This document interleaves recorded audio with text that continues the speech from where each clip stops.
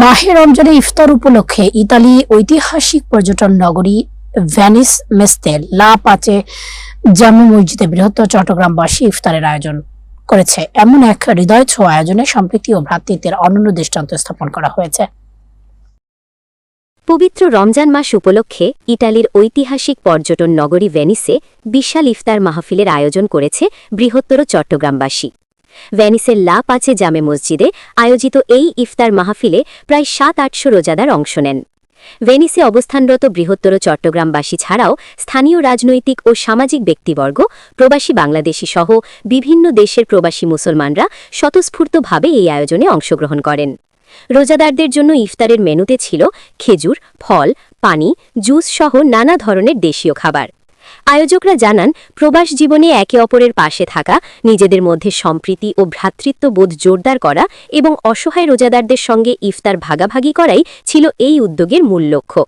ইফতারে অংশ নেওয়া উপস্থিত মুসল্লিরা জানান, প্রবাসে থেকেও নিজ দেশের সংস্কৃতি, ঐতিহ্য ও ধর্মীয় মূল্যবোধ ধরে রাখতে এ ধরনের আয়োজন অত্যন্ত গুরুত্বপূর্ণ ভূমিকা রাখে। মাহফিলে রমজানের ফজিলত ও তাৎপর্য তুলে ধরা হয়। রমজান মুসলমানদের জন্য রহমত, মাগফিরাত ও নাজাতের মাস, এ কথা স্মরণ করিয়ে দিয়ে রোজাদারকে ইফতার করানোর ফজিলত নিয়ে আলোচনা করা হয়। হাদিসের আলোকে জানানো হয়, যে ব্যক্তি কোনো রোজাদারকে ইফতার করাবে সে রোজাদারের সমান সওয়াব লাভ করবে। এতে রোজাদারের সওয়াব বিন্দুমাত্র কমবে না। এছাড়া রাসূলুল্লাহ সাল্লাল্লাহু আলাইহি ওয়াসাল্লামের সুন্নাহ অনুযায়ী সহজ ও পরিমিতভাবে খেজুর ও পানি দিয়ে রোজা ভাঙার বরকতের বিষয়টিও স্মরণ করিয়ে দেওয়া হয়। ইফতারের পূর্ব মুহূর্তে দোয়া কবুল হওয়ার আশায় মহান আল্লাহর কাছে বিশেষ ইস্তেগফার করা হয়। ইফতার শেষে দেশ, জাতি ও সমগ্র মুসলিম উম্মার শান্তি, সমৃদ্ধি ও কল্যাণ কামনায় বিশেষ দোয়া ও মোনাজাত করা হয়।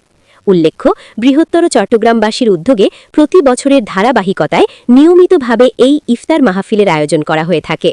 প্রবাসের মাটিতে এই ধরনের আয়োজন প্রবাসী বাংলাদেশিদের মধ্যে সৌহার্দ্য ও ঐক্যের বন্ধনকে আরও সুদৃঢ় করছে বলে মনে করেন সংশ্লিষ্টরা।